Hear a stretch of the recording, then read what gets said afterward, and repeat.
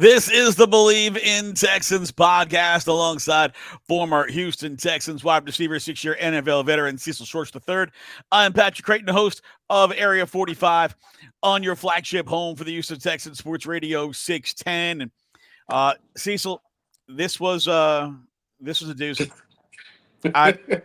This is one of those games where, from the coaching to the offense to the defense, everything about this game was terrible. I did not think this team this year had this kind of an awful performance in them. But they proved me wrong.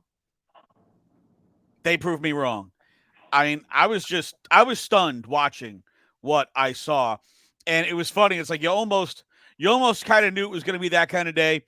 CJ has a tip ball that's intercepted. Kaimi Fairbairn misses a kick, and it's like, all right, if CJ is throwing a pick and Fairbairn's missed a kick, it's going to be that kind of day. Yeah. It was an old-fashioned butt whooping, like from start to finish. The first play of the game, I guess technically second play of the game, because the first play was a penalty. Second play of the game, interception. Come back a few drives later, it's a turnover or a fumble. It was just a bad day from start to finish. And, in pregame, right before the snap, it was, CJ hasn't had an interception in 266 attempts. Week 11 from his 3 interception game against Arizona last year. He's been outstanding doing this and that. Then next thing you know, guess what? Interception by a former Texan. That's what made it even worse. A former Texan had an interception, but the pass protection was not good. You could not run the football. I was confused why Justin Jefferson was not being followed by Derek Stingley. That was frustrating to see on my part. I want to see good on good. He followed DJ Moore the week before. Why wasn't that the same case this upcoming week? You did get pressure on Sam Darnold, but just overall, man, it was just an old-fashioned butt whipping. Like, it literally was a butt whipping from start to finish. And credit goes to Brian Flores. Credit goes to the Vikings, the head coach. They did a good job preparing. They did a good job finding ways to put up 34 points. But hey, that was an old-fashioned butt whooping, and it opens up a lot of questions for the Texans, in my opinion. Are they still a contender? Absolutely. The best thing about last game, that is over, and you get Jacksonville coming up next week, and Jacksonville's freaking terrible right now. So the only thing worse than the Texans this week were the Jaguars. I mean, how are you 0-2, prime time, big-time opponent, and y'all forgot to show up? Leg. I mean, that was the biggest laying down of dogs. You're talking about a team that is heartless, a team that is gutless. The Jacksonville Jaguars are all of those things. And it really all goes back to last year when Trevor Lawrence suffers that ankle sprain and he's got to hop off the field on one leg. And they put him back out there the next week knowing that he was compromised. And then he got hurt again. Then they put him back out the next week, and he got hurt again. So now he's got 3 injuries. And that team completely falls apart down the stretch because they insisted on playing their compromised quarterback. And this year, what a disaster. What a disaster. They're struggling. That's a team that by the end of this season should have an entirely new front office. We'll probably have an entirely new coaching staff. And I don't necessarily know if it's all on the coaching staff's fault, but when you come out that listless, man, that's on the coaching staff. You can't have your players week 3 coming out like they don't care. So, front office, bye, coaches, bye. You're going to turn over half that roster. That is a train wreck of an organization right now. And gee, my heart just cries so much watching it. Cries so much. Well, I tell you what, the good thing is, I think this game for the Texans. It raises some questions, right? For me, in the pass protection and the run game, especially just watching some of the all 22. But the organization's in one hole. Like, you're in a good spot. It's just you had a bad, terrible game. Like, you absolutely played terrible. So moving forward, how can you correct those mistakes, right? How can you protect your quarterback? How can you not be honest with you? I saw less things on the first down that everybody was complaining about. They did open up the passing game on first down a little bit, and I think it worked out well. But it's hard when you got guys continually to false start. When you have guys Let's continually to make penalties and make mistakes. see. So let's talk about the penalties, because the illegal formation penalties are the ones that really drive you nuts. Like, and I get it. There's plenty of photo and video evidence showing, well, the Texans lined up like that in the first quarter, then didn't get called for it. So why are they getting called for it in the second quarter? The officials being bad at their jobs is not an excuse for you to be bad at your job. Okay, we know the officials in the NFL stink. They've stunk for decades. They get worse every year. That is not an excuse for you to not do your job the right way. And my understanding from talking to other former players is that as an offensive lineman, if you are, hey, am I okay with where I'm lined up? You can literally look at the official on the sideline and ask him, hey, am I good? And they will tell you, you're good, or move it in a little. To get flagged for an illegal formation 3 times in 15 minutes, like, when all you have to do is ask the official. I don't have enough hair to be pulling my hair out over stuff like this, Cecil. I don't. I'm not ready to bick it. I'm not. I'm vain. I don't have a whole lot of great properties but I won't keep my damn hair. And to see that penalty. Yeah, but you can make that look good. I can't. to see that penalty over and over and over again, especially in crucial situations, there is a big part of WTF is going on here. Yeah. I didn't understand. Like, it's extremely frustrating. And I'll be honest with you, there's no excuse for it. There's no excuse for it. It's no reason why your tackles just can't simply check in with the ref. As far as there's a point, and they'll say move up or move back. They'll give you hand movements. They'll do whatever they need to do. It's a simple point. It's a simple thing that as veterans, you should know what to do.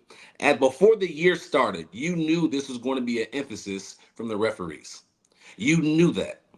Before they knew in preseason, we knew in training camp when the referees were coming to the practice, they were talking about this. This was an emphasis across the board. There's no excuse. When you come to the line of scrimmage, you kind of need to be like a receiver. The receiver checks with the referee every single play. Hey, I'm on the ball. Hey, I'm off the ball. Hey, scoot up some, scoot back some. Every single play. The tackle should do the same thing. That's all you got to do. If you do that quickly, it's nothing to it. If you do it quickly, you're avoiding a penalty. You're avoiding a 20-yard gain, getting deferred because now you're illegal formation. Like, how many times were there a positive play brought back because of a penalty yesterday? There's no play call for 1st and 15. There's no play call for 2nd and 20.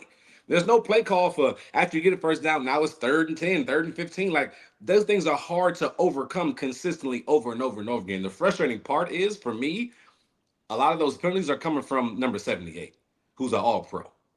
Like, that's the frustrating part for me. You need to, in my humble opinion, he needs to take full responsibility for the false starts and illegal formations that were on him. I don't want to hear about, oh, it's the communication, it's more than once involved, oh, everyone's involved, I'll take the blame for this because my name is called. No, you are the all-pro. You are the guy supposed to lead this offensive line. You are the one that's supposed to be the guy, one of the best tackles in the league. Act like it, man. Period. End of discussion. Take responsibility for it and do better. This is not a one-year thing. This has been going on since you got here, dude. Since you got here. It's been false start after false start after false start. And yes, you play at a high level. But doing those things is hurting the team. So DeMeco needs to stand up call him out, hold him accountable however he needs to. I'm not sure if it's one-on-one in front of the team, whatever the case may be, but this can't happen from an all-pro. Those are rookie mistakes, second-year mistakes, third-year mistakes. Not a guy who's been an all-pro getting paid on his third contract. To me, it's like, is he really bought in all the way? And in the interview after the game, why are you saying, oh, it's a communication? No, take blame for what you did. Accept it. It's okay. Then move forward. But we can't have this over and over every single game. Like, you are the main guy, and I haven't looked at the numbers, right, Pat? I haven't looked at the numbers. But when it comes to penalties, I gotta believe he's the number one, at least on the Texans team when it comes to penalties. He's number one in the league. He's number one in the league. In the league. Come on, dude. By 5. Like, come on, dude. Like, I look at him as, if he wants to be one of the best, and he is one of the best left tackles in the league, and you're paid like it. I'm looking at Trent Williams. Is he getting paid? Is he getting that many false starts? I'm looking at other guys. Are they getting that many false starts? Are they getting this many penalties a week? Do they make excuses for themselves when they get called out? Accept it like a man and do better, period. And if you don't do better, and if you don't accept it, you're going to make excuses, in my humble opinion, you got to go. Like, this is the culture. The culture is here. The standard is here. If you can't live up to the expectation and the standard, we got to get rid of you. And I know it's game 3, but this has been going on for years, Pat. Am I wrong? This has been going on for years. He is known for false start Tunsil. What do we hear all off season, beginning of the year? We're not for everybody, and everybody's not for us. Well, how do we? There's got to be something that is done. Like, you can't continue to just sweep this under the rug. This is the part of the game where, I mean, let's think about, CJ throws a tip ball for a pick first drive, then they get, on their next drive, Kaimi misses a field goal. Now, I know it was a long field goal, but Kaimi don't miss. And Kaimi misses, the field goal there, 54-yarder, and he misses it. And it's like, you know what? It's going to be that kind of day. Like, things aren't going to go right. But then 2 drives later, Texans, who took the ball at their own 39, march all the way to the Minnesota 25. It's 3rd and 4. False start, Titus Howard, 3rd and 9. False start, Juice Scruggs, 3rd and 14. Full start, Laramie Tunsil, 3rd and 19. 3 consecutive false starts, 2 by your veteran tackles, the last one by your all-pro tackle. How does that happen? And this I don't care. I don't care. I'm sorry, Pat, not to cut you off. You are one of the highest paid offensive lines in the NFL. You are one of the highest paid offensive lines in the NFL. You have a left tackle who was top 5 when it comes to payments, all pro guy. You have a left guard who went 15th overall. You have a center that went 2nd round overall. Your right guards were one of the highest paying right guards in the NFL. And you just gave Titus Howard, the right tackle, a bigger contract. Like, what? Like, I don't care what the surroundings are. I don't care what the atmosphere is. Do better, man. Like, you have to do better. It's no excuse. It's no excuses for these guys who are veterans for the most part to be jumping offside. That's all on one drive. Am I correct? That was the same series. Not even just the whole drive. That was just back to back. One series. And look, they don't have the excuse like last year where, everybody was hurt and you got a mash unit out there for an offensive line. You're pulling guys off the street and you're literally grabbing anybody you can, any team that's willing to trade any backup offensive lineman, you're taking them because you don't have the bodies. You've got your expected starting 5 out there. And there has to be a demand for better play. Like this can't be. Not only can it not be accepted, but there's got to be a recourse for it. It can't be, all right, guys, we'll do better next time. No, it can't be that way. There's got to be some actual accountability, some actual you can't just say, okay, well, yeah, I did a bad job on me. Sorry. There's got to be more to it than that. There's got to be some sort of repercussion for this. And if that means, hey, they're working harder and they're working longer and you're riding their asses in practice, then so be it. Because they earned it. They earned getting their butts rode in practice with that performance. Man, before we get into more on what things that went wrong, I'm rocking a new hat today. I see you're rocking a new Texans hat today. I'm rocking a new hat today. This hat's from Melin, Melin, and I'm really happy with this hat. In fact, I got two of them. I got a red one and a black one. My wife saw the black one and went, "Oh, I like this one. I can have this, right?" Not can I have it? She just literally took it, put it on her head, and went, "I can have this, right?" How am I saying no? Wives do. Can't say no to that, right? But like, there's things that I like about certain hats and things I don't like about certain hats. We live in Houston. It's freaking hot. All right. What I don't want is one of those real heavy hats that makes your head sweat like crazy. And then you get those nasty like salt lines and stuff. Don't have that. These hats are awesome. They hold their shape. They don't lose their shape. Get them wet. Doesn't matter. They float. You won't lose your hat. Floats. So if you like to go to the beach, go to the pool, be in the water, hat floats. It's got those antimicrobial properties, so it doesn't get all that like nasty sweat, doesn't smell, doesn't get the lines, it doesn't get any of that. That's important, man. If you're gonna wear a hat, your hat gotta look good. Let me tell you, I'm rocking this red one. I like this little red, this little thing there. I was wearing a blue shirt. I was wearing a blue shirt before, but I had to change it because I did not want to look like I was a Mario brother on the podcast. So, but man, I'll tell you, man, this hat's solid, man. You're gonna like the way it feels, right? It's soft, but it feels like a real hat. Like, sometimes your hats are too thin. Sometimes they got like all that meshy truck. It looks like a $3 hat that like some trucker's wearing. Yeah, no, none of that stuff, man. If you're gonna wear a hat, you want one your hat looks good. So you want one that's always going to look good, always going to hold its shape, isn't going to smell. Water, you throw it in the wash, no big deal. It pops right back into its original shape. This is the most durable but most comfortable hat you're going to wear. Go check them out at melin.com, melin.com. Get yourself a couple of hats. Check them out for yourself, man. You're gonna like that hat. You're gonna like the way it fits, and you're gonna like the way it makes everything look. Cecil, man, I'm going to be honest with you. This game was so frustrating. I shut it off at 31-7. At 31-7, I literally said, man, I'm watching the Astros. And then the Astros turned around and blew a 4-0 lead and lost 2. So it was that kind of day on Sunday for us in Houston. And then nothing going right for us in the city of Houston, sports-wise, on Sunday.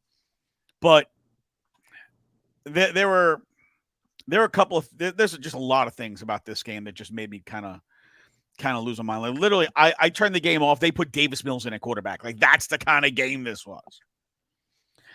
They couldn't run the ball at all. And I know they got behind early. I mean, they were down 14-0, but before they played 14 minutes. But they couldn't run the ball at all. They didn't even try. Cam Akers had 9 carries. J.J. Taylor had 1. British Brooks had 1. Yeah. They couldn't run the ball. Stephon Diggs got a lot of targets.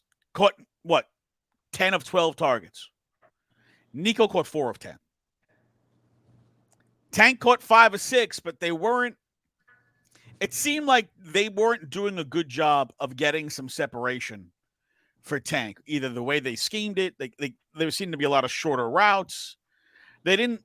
And maybe that's because they couldn't protect CJ long enough to get him to run a double move somewhere and get separation deep down the field. Yeah. But I thought they involved Tank more. I thought they just didn't do a good job of creating those open spaces to get those plays to Tank, to Nico. And a lot of the plays that Steph was getting, those are tough catches. Those are catches in traffic. He's fighting for yards, right? He's having to be very physical and get yardage. He didn't get a lot of easy ones. And in your opinion, is that more on the way they were, the way they schemed that offense against that defense? Is that more, you think, credit to the defense, or do you feel like the Texans could have done a better job with the way they schemed their routes? Good question. I want to give credit to the Vikings. I think they threw so many things pre-snap at the Texans, it was confusing, right? So the scheme they had, the passing game they had, was a lot of short, intermediate type range stuff. There was times where I seen three safeties back deep, or three guys pre-snap back deep, wandering around, kind of walking. Seeing Harrison Smith, it was like Stephon Gilmore was back there, and somebody other safety was back there. The next thing you know, when the ball is snapped, Harrison Smith comes down to rob the coverage, and I'm just like, man, that's it's times where all the backers were up at the line of scrimmage, and sometimes they blitz, sometimes they pop back, and they were drop seven, drop six. It was Brian Flores doing one heck of a job with Minnesota's secondary and front seven. That defense is playing at a high level right now. Now, I do think they got 4 or 5 former Texans. They were like really hyped up for that game to play against their former team. But they did a fabulous job, I think, confusing Bobby Slowick a little bit. Um, so when it comes to the schemes of the passing game concepts, I do think there was times where Tank was open. But you're right, there were more short, dinky stuff. Like on the interception, the first play of the game, he was going to Tank, and Tank was wide open, but D tackle made a good play about putting his hand up. So it was more of condensed splits. It was more of trying to find the different angles and get the defense to back and trying to find the open lanes underneath the coverage. It just didn't work out well for the Texans this week. I'm just gonna be honest with you. I think they were outcoached when it comes to offense versus defense. And then when you give an offense like that short field, what can you do? You got Justin Jefferson. you got a decent run game, right? Sam Darnold played decently, but I do think I want to find ways. I'm hoping Bobby can find ways, and he will, to get Tank going down the field more. Right, take more shots down the field, which will move the guys back, move the defense back. Now you open up things underneath for whoever else. It seems like Stephon's gonna be more the possession guy.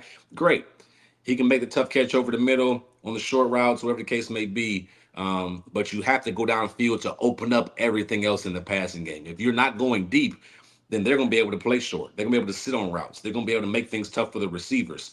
But you have enough receiver you have enough receivers and they get in their toolbox to be able to take a shot down the field and beat one-on-ones and stuff like that. But I'm gonna be honest with you, man. Brian Flores brought the heat.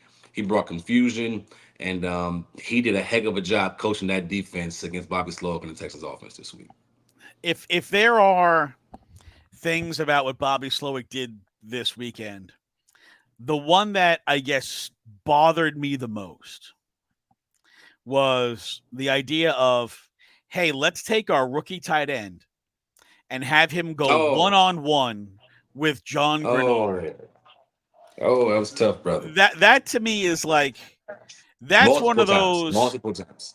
If you were going to take a coach and stuff him in a locker, that is the kind of play call that results in that. What made you think in any universe going one-on-one a tight end with a Pro Bowl end or Pro Bowl caliber end is that was a good idea? John Grenard baptized Cade Stover this weekend, and it was ugly. And I don't blame I blame Cade to a point, man. You got to compete harder than that. But he was put in a position to fail. He was never going to win that matchup. And John Grenard made it a point that he wasn't going to win that matchup. But then you did it again. Like that's the part. Sometimes Bobby gets these things into his head, like, oh, we're going to run the ball against this team. And then they can't run the ball, but they keep doing the same thing over and over again. And they keep failing because he's like, I'm going to do this, dang it, no matter what. It seemed like he decided he was going to have Cade Stover or block John Grenard one-on-one. And it didn't work. But dang it, he was going to do it a few times. It wasn't even just Cade. It was Dalton Schultz. Like, don't even have a tight end unless he's helping the tackle. Don't even have a tight end on him. You just saw how he got 15 plus sacks last year. Like firsthand how good Jonathan Grenard is.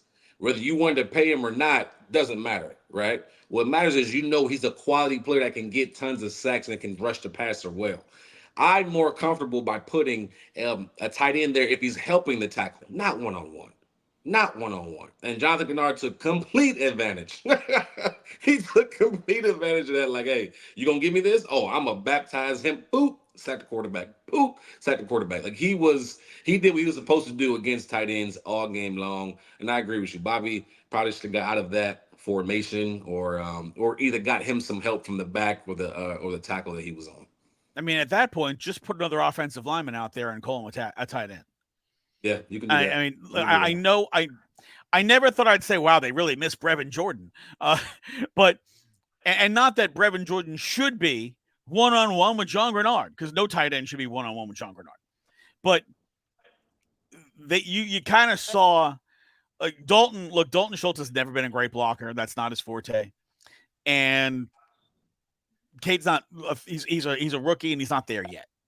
And he's being pressed into situations that he's not necessarily ready to take on yet.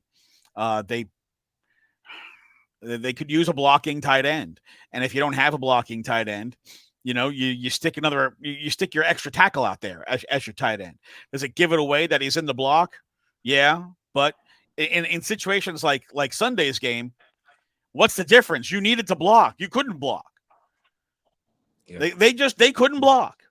And the amount of inability to block, especially in the middle of the line, that's kind of, that was the concern coming into the year. How well were they going to block guard, center, guard? And so far, the center position has been kind of a weak spot in pass protection. Every time they run some kind of stunt, every time they bring an extra guy, the center seat, doesn't matter if it was Juice or if it was Patterson, the center has struggled in who they are supposed to pick up.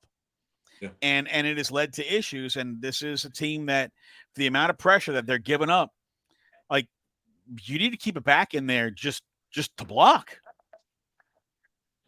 And that was never the anticipation for this team. No, not at all. I think the Colts exposed the offensive line issues a little bit. And then from that week one game, every team you've played, and every team has different stunts and blitzes and stuff they do, but the Colts kind of exposed them. Like, hey, they can't handle these stunts at all. So every week you saw Bears week, you saw this past Sunday against the Vikings, this all types of stunts and different looks pre-snap that confuse the center and the guards. So even on the run games, right? There was a run game I'm watching, a run play where I'm watching, and I can't say you could not run the ball, right, this week, because you only gave 14 attempts, if that. What was it? A total of attempts. It was under 15, right? They had 14 attempts, but 3 of them were CJ running for his life. So, like, you had under basically 12 attempts, like, were pure run game attempts. So I don't give it enough chance to say you didn't have a run game. But even in the run game, there's miscommunication from what the assignment is, right? So you're a center and you're 2 guards. Let's look at the left side of the play for a second. You got Juice Shrugs, you got Kenyon Green, you got Laramie Tunsil. There was a zone play, an inside zone play to that particular side. You have a 3 technique or maybe a 2-eye technique over the guard, right? Which means he's just inside of the Kenyon Green or head up with Kenyon Green, right? Then you have basically a 5 technique, which means he's outside shoulder of Laramie Tunsil, right? And it's hard to tell on exactly what the exact techniques were, but that's the basic look of it. Well, that D tackle went inside. He's over Kenyon Green. He went inside to the center, right? The run is to the left. So Kenyon Green goes inside with him and forgets, hey, I have my center there to pick him up, right? Then you have your 5 technique over Tunsil, goes inside of Tunsil, boom, hitting the backfield, makes the play.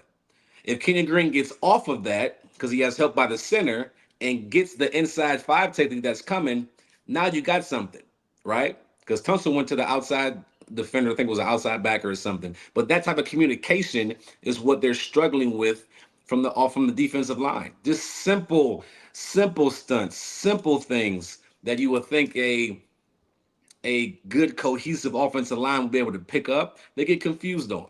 Who do I block? Do I let him go? Do we double team here? Do I go to the next level? That's things they have to improve on in the running game and in the pass game when it comes to these stunts, because you can't have negative plays.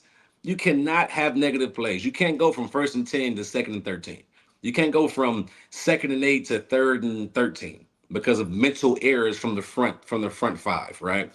So they have to find ways to either make it simpler, to really rep it over and over and over again what their assignments are. But it's going to be a tough task. They're honestly, the offensive line is probably getting the most heat from Sunday's performance, and rightfully so. From penalties to no run game to letting your quarterback get hit so many times and scramble for his life and giving up 4 sacks, right? That's probably the main topic. But if you don't want to be the main topic, you need to play better. And Bobby and the offensive line coach have to find ways to either simplify things for the offensive line or figure out what works and what doesn't work so they can execute at a high level.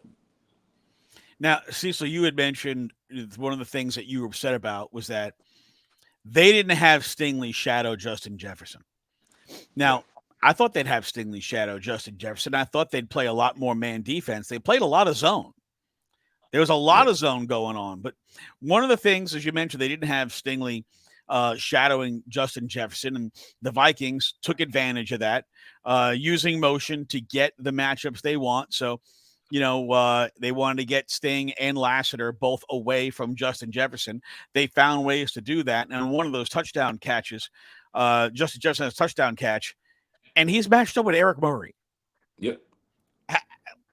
How is that ever?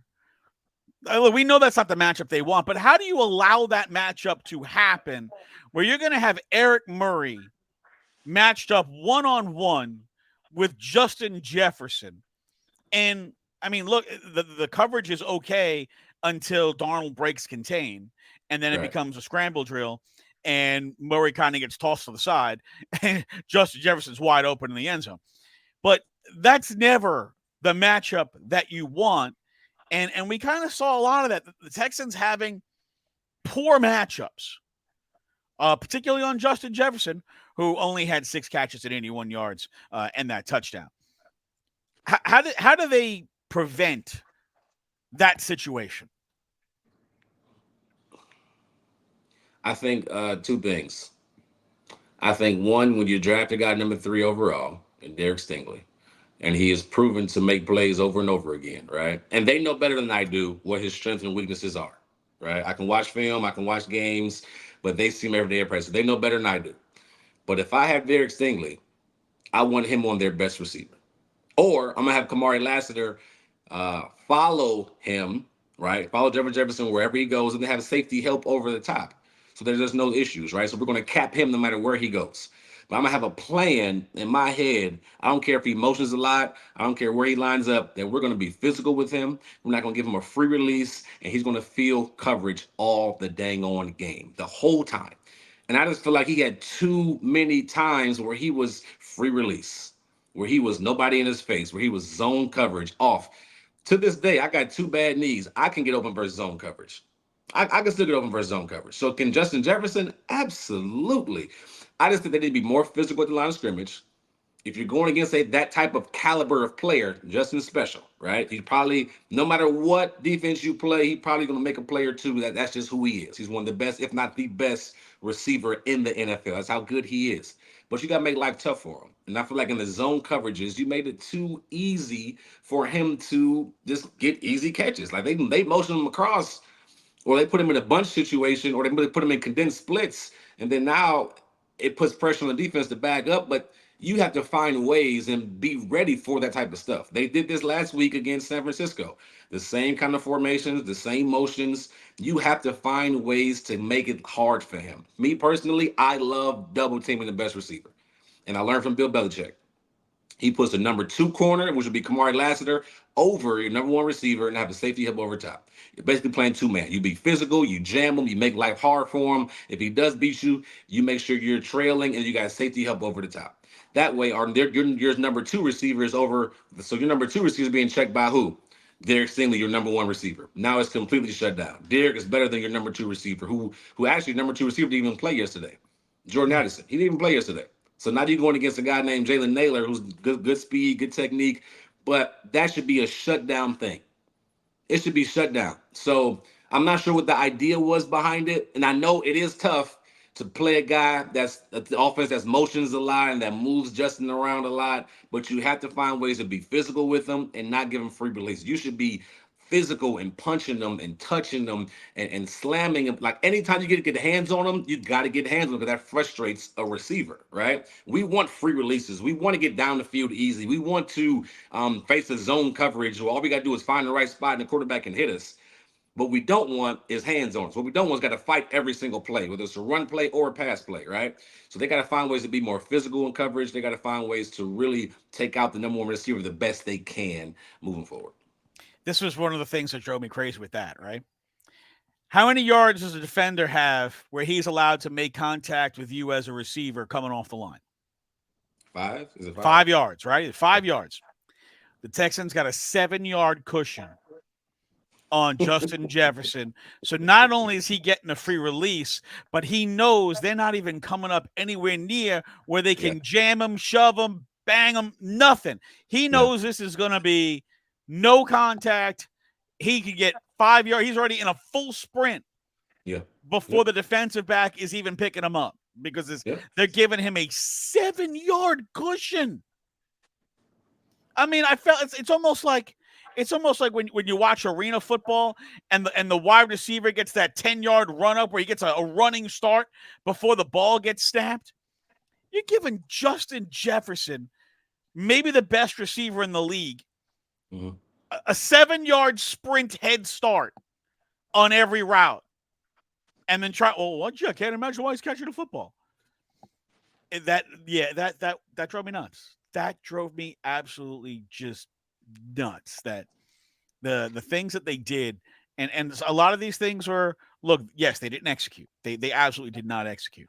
The energy level, it seemed like the Vikings had an energy level from the very beginning of the game the Texans could not match. It was low. But that the way that they schemed out, like they were going to put their guys, no matter what, they were going to put their guys in positions to fail because the scheme didn't match. And then they didn't really adjust it. You know, I mean, and especially when defensively, offensively, you think about how they gave up the short field touchdown on the first drive of the game. And then after that, they get a touchdown off the missed field goal. Your defense held them. Yeah. Right? 3 and out, 5 and out, 7 plays, but only 27 yards. 3 times in a row, they held that offense, and they didn't make any changes schematically, offensively. But CJ keeps getting killed. They can't run the football. They're committing penalties. It's the same thing over and over and over again. Come out in the second half, they give them a touchdown. What do they do on offense? 3 and out. Yeah. And it's just you're trying to see, all right, when are they finally going to get when is some kind of juice going to get going? They get a touchdown, it's 21-7, and they promptly give up a field goal drive. Right? In fact, I want to say that right after the touchdown, Kaimi Fairbairn, mistake number 2, kickoff out of bounds. Out of bounds. You give them the ball at the 40-yard line. How many times is Kaimi Fairbairn going to A, miss a kick, and then B, takes a penalty on an out-of-bounds kickoff? It was a bad day even on special teams. Yeah, you're right. The hope, though, is, look, it's one game, right? It's one game. It felt like there's a lot of mental errors, a lot of schematic errors, things that should be fixable before you go back out onto the field this week, before you get into your game against the Jacksonville Jaguars on Sunday at noon. You should be able to correct a lot of these issues. And you better correct all of these issues because the Buffalo Bills are waiting for you. Oof. And if you have aspirations of getting to an AFC title game, if you have aspirations of being the team that's going to run down the Kansas City Chiefs, well, the Bills are coming to your building. And you can't lay an egg the way you laid an egg in Minnesota on Sunday. Yeah.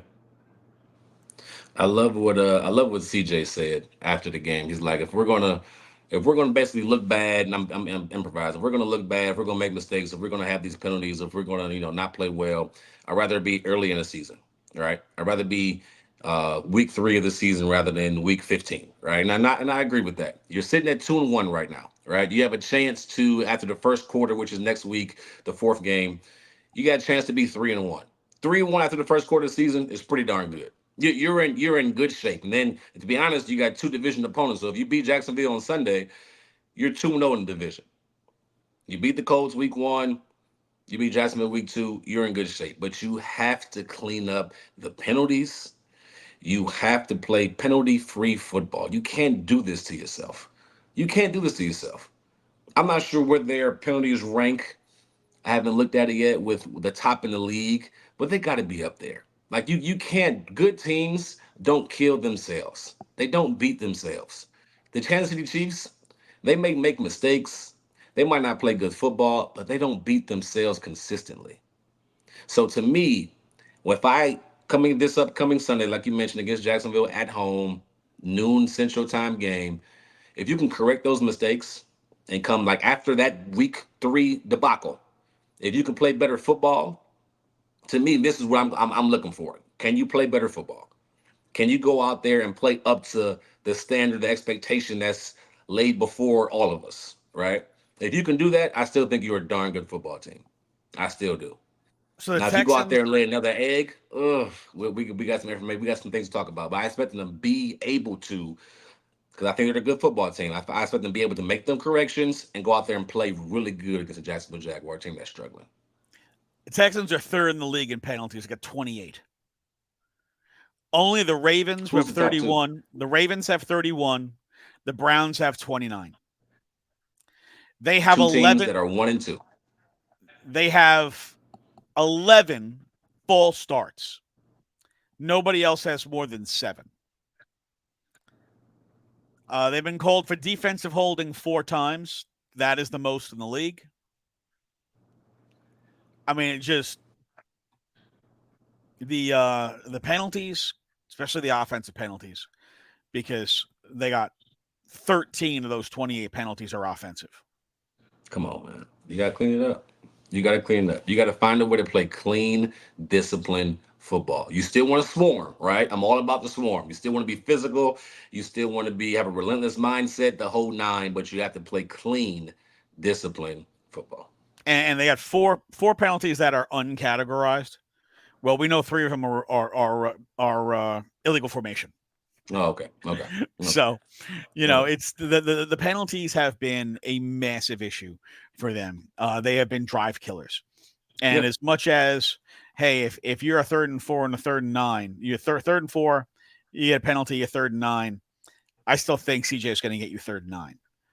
But then it's 3rd and 14, penalty, 3rd and 19. It's like at some point, you've got to have accountability, and there's got to be a consequence for those plays. There's got to be a consequence. They're just mental errors. Yeah. And this, the guys on this team, it's when your tackles, your veteran tackles, are the guys who are committing most of those mental errors. Yeah. That's the part that's hard to live with. Mm-hmm. It is. And It's a when you lot of talk about money invested. one of those guys who wears a C on his shirt, you're not just a veteran leader of the line, you're a team captain, and you keep making the same mistakes every single week. How are you the team leader and you're not doing anything to correct the mistakes that you consistently make? Mm. That's a hard one, I think, for a lot of people to figure out. Is, dude, you're a team captain. Yeah. Like you're a team captain. You're an all-pro. You're one of the highest paid guys in the league at your position, and you make the same mistakes every single week. Well, when does this stop? That's the hard part. Maybe he needs to practice more. He doesn't do off season stuff a lot. Doesn't practice a lot in training camp. I'm not sure how the week looks like. Maybe he needs to practice more. Like, I'm just being honest. He's an excellent player. Laramie Tunsil is an excellent player. We all know that. We're not arguing that. He is top 3, 4 tackles in the NFL. He is special. But you're killing the team. You're killing the team when you continue to make these silly penalties. And it's not easy. I get it. You're going against one of the most athletic guys every single week at defensive end. I totally get it. You're trying to get off a good start. I totally get it. But you're hurting the team. So you need to find ways, and maybe it's practicing more.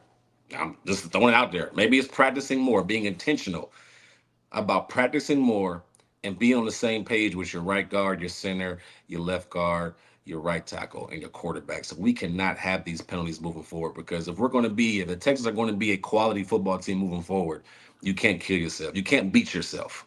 You just can't. But this is one of those things that's kind of haunted Laramie for his, at least his entire Texans career. Years. And you kind of thought that they were past it, Years.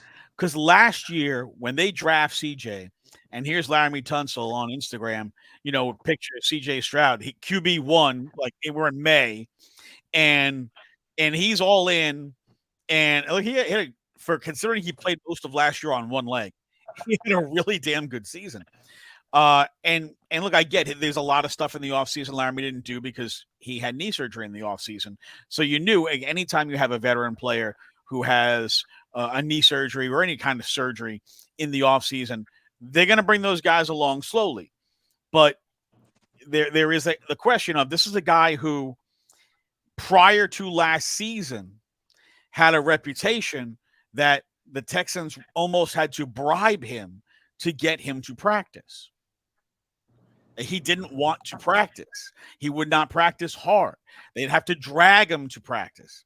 And then last year, all that kind of changed, right? He buys in CJ, D'Amico, Laramie's like ready to go. And the dude plays hurt like almost the entire season and fights his ass off. But so far this year, coming off that knee surgery, so far this year, the mistakes, they just pile up too fast. Yeah. And he has to be willing to say, this is on me and I'm going to be better. It can't be, well, the officials, they didn't call it on me in the first quarter, so why are they trying to single me out in the second quarter? Bro, it doesn't matter.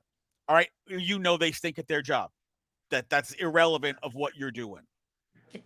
Ain't nobody think that the officials in the NFL have a damn clue what the hell they're doing. They might as well just be like the 9 blind mice out there. They don't know what the hell's going on. From play to play, illegal formation, offensive holding, defensive. They don't know what the hell's going on. Sometimes if you snap the ball at 0, it's okay. Sometimes you snap the ball at 0 and it's a flag. I can't tell you why. It's what the official decides at that time. Okay, we're going to let it go. This time we're lying. This is what they do. This is what they do. They suck at their jobs. You see blatant pass interference, I didn't see nothing. You see he got his fingernail caught on his jersey. Bill, that's pass interference. See this crap every week. They stink. You can't let them predicate how well you play your position, how well you do your job. Yeah. That it can't be an excuse. You just can't.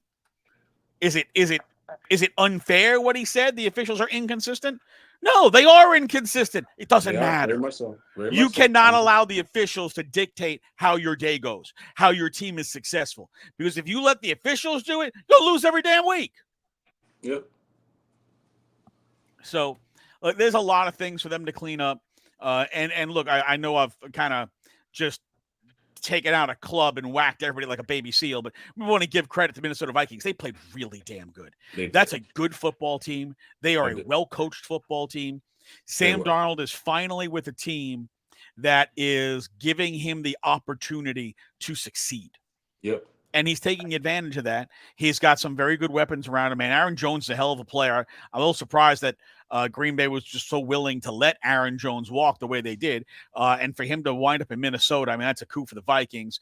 And that defense is really well coached. They play hard. They play physical. They are fast. That's a good team. That team is – look, that's a playoff team. If Sam Darnold is healthy, he doesn't wind up – they don't lose him for an extended period of time. That's a playoff team. Agreed. And agreed.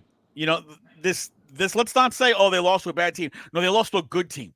A lot of people may not have thought they were going to be a good team before the season started, but they are showing you they are a good dang team. Yep. Texans are a good team. They laid an egg on Sunday. And the best way to clean up laying an egg is to go out and put a whooping on the next team you face. And that team just so happens to be the Jacksonville Jaguars, who are begging you to kick the snot out of them. Agreed. They're begging you. I know that Look, I always, I make fun of the Jaguars, and I make fun of the Titans, and I make fun of the Colts because we just part of the shtick. But you played for the Jags for what, 5 years? 4 years, 4 years. You said 4 years in Jacksonville. Just as a player, does it bother you to see a team that once upon a time was a really well-run team, a team that has a proud past, to in certain years just look so absolutely inept? Yeah, yeah, it bothers me to no end. I think it's frustrating from a player standpoint because you were just in the AFC title game and you should have beat the Patriots not too long ago, 5, 6, 7, 8 years ago, right? And then kind of after that, it just kind of dwindled downhill. Even last year, you started the year off 8-3. Like you were one of the hottest teams in the NFL. The year before that, you beat the Chargers in a comeback victory at home in the playoffs. Coming into the year, you were one of the hottest teams in the league, off 8-3, and kind of like you said, issues with Trevor Lawrence being hurt, trying to play through it, made things worse. They just seem they can't get it right for whatever the reason. So this is the perfect week for the Texans. Like, hey, when they can't get it right, let's on our part, we had one bad game. Let's get it right and continue to beat the team while they're down. Um, but Jacksonville is an interesting situation because I think highly of Doug Peterson. I personally think probably higher than most of Trevor Lawrence. I still think he's a good quarterback when given the opportunity. It's just things aren't working over there for whatever the reason. But if you're the Texans, this is a prime team to get back going.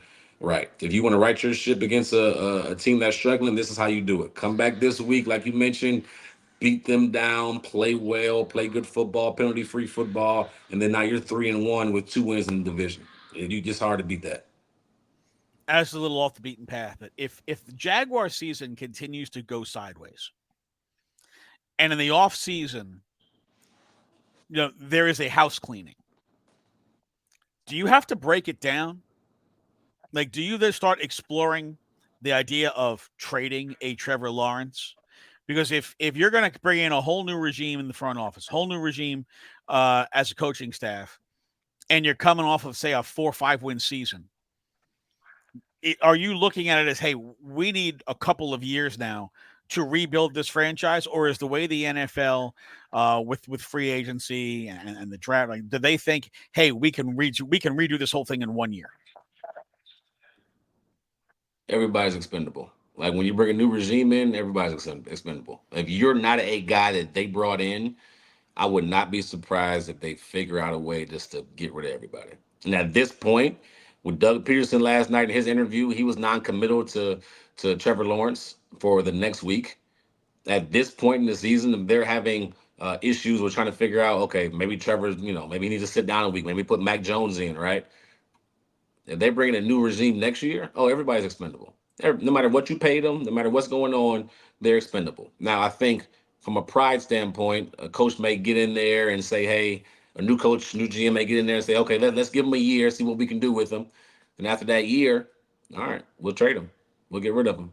But I would not be surprised if that's the case. If things continue, right? If they can't get on, figure out a way to win with Trevor, figure out a way to win with that team. They got weapons galore. Like I'm confused why they're not playing well. I need to sit down and watch more film on them and sit down and figure out what's going on. They should have won week 1. They blew a lead, fumbled. They should have won week 2, and then yesterday it wasn't even close. I mean, I think they scored on 5. The Bills scored on 5 straight possessions, something like that. I ended up turning that game off before halftime. I'm like, this is crazy. No, it was a 34-3 at the half. I mean, what are we doing? Like, this is nuts. Like, they just it's Monday night. Like, you expect guys to give their best on a prime time stage, and they just didn't show up. And that says a lot. After the game, again, Doug Peterson was non-committal. He was clearly saying we need to make changes as coaches. We need to make changes to personnel groups. We need to make changes to play calling, everything. Something needs to be different moving forward. So I would not be surprised if we see a lot different things moving forward in the Jacksonville Jaguars, with the Jacksonville Jaguars. Now, when you're getting your butt kicked at the half, it's not like high school where you have the running clock in the second half. So no matter what happens, the clock just keeps going. No, you got to take another full half of a butt whooping, and they did. They got a butt whooping. You know, you said they brought Mac Jones in. Mac Jones comes in, takes a 17-yard sack. Mac Jones loses a fumble. Like, I don't think Mac Jones is all that. Listen, I don't think Mac Jones is a better quarterback than Trevor Lawrence. I do think that Trevor Lawrence is probably feeling some ill effects of the collapse from last year, all the injuries he had to play through, and the fact that offensive line is just not very good. And the Jaguars gave up, 5 sacks, 9 quarterback hits, 6 tackles for loss, and the Bills were in the backfield the whole damn game. At some point, somebody's got to block somebody. And I'll tell you what, man, I was, let's say, curious as to whether or not Josh Allen could maintain the level of play he's shown the last few years without having big-time wide receivers. Because his first 2 years in the league where he didn't have big-time wide receivers, his passing was not necessarily very good. Then they went and got Stephon Diggs, and they got Gabe Davis, and all of a sudden, Josh Allen's looking like an all-pro. He hasn't had to play a tough game yet because the Miami Dolphins certainly laid down and died before Tua was injured. And the Jaguars were total no-shows in week 1. And the Cardinals' defense is not very good. You know, they could move the ball literally at will against the Cardinals. And, you know, in the second half, they racked up a ton of yards, and they ran the ball for 130 yards against the Cardinals. But for a team that doesn't really have, quote, a wide receiver one, right there, I guess their wide receiver one would be Keon Coleman. He's a rookie. Josh Allen getting the ball around. Khalil Shakir, running back James Cook, Dalton Kincaid is tight end, Ty Johnson, backup running back, Keon Coleman, Curtis Samuel. Like he's getting the ball around to everybody.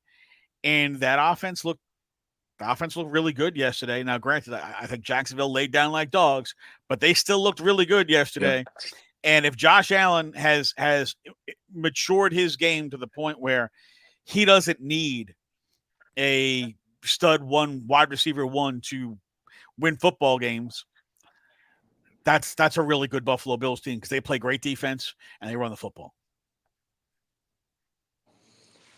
Yeah, so far Josh has looked great, man. Not many turnovers. He's not. I guess to me it feels like, just to being honest, like when Stephon left, it feels like it was a burden kind of off of him. That's what it looks like, right? It looks like he's more comfortable with not having a big name receiver. Like he's more comfortable with him just being the guy. He can go through his reads, not to feel any pressure, and just play football. And they run the ball well, right? They literally run the football, and they throw to their back, right? Back and tight end is used pretty well. So so far so good. I'm interested to see that matchup in a couple weeks. It's going to be a sight to see. But so far 3-0 Buffalo, looking pretty good. All right, that's going to do it for us for this episode of the Believe in Texans podcast. We'll be back on Friday with your Week 4 preview episode of the Believe in Texans podcast. Make sure you like and subscribe to the podcast wherever you get your podcasts. So I want to say thank you to my man, former Houston Texans wide receiver, 6-year NFL veteran, Cecil Schwartz III. I'm Patrick Creighton, host of Area 45 on SportsRadio 610, your flagship home of the Houston Texans. Until Friday, we'll see you then. Go Texans.